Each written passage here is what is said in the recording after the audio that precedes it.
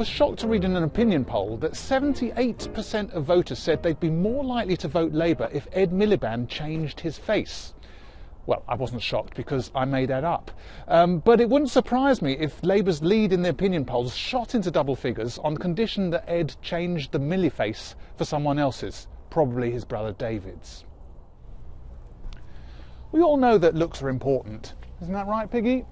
But a recent highly scientific survey of some people I had a row with at Gate 14 of Heathrow Airport revealed that Labour might lose out on their majority in the next election simply because a lot of people can't vote for Ed Miliband because, and I quote, he looks a bit like a human platypus, unquote.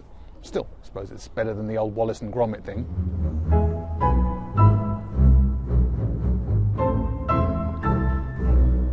Is it really all about looks now?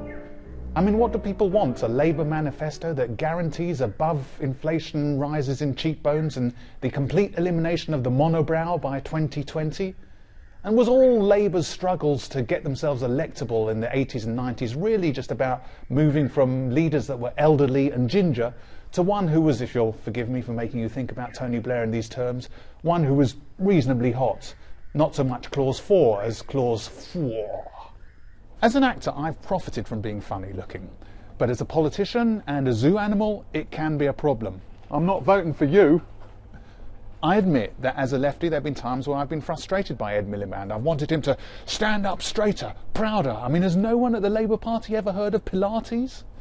But I'm appalled when people who would never judge a person according to the colour of their skin or their sexuality reject someone simply because he looks as if his lips are always pressed up against a window.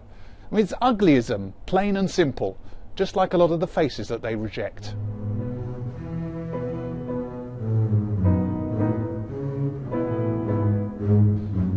So let's make sure we judge people on policies, not on looks. Otherwise, we might as well just replace the election leadership debate with a swimsuit section. And I, for one, don't want to see our leaders in Speedos. Can you tell me your policy on the NHS? Excuse me? What is your pledge on student tuition fees? Hello? House building. Will you build more houses? What do you think of the welfare cap?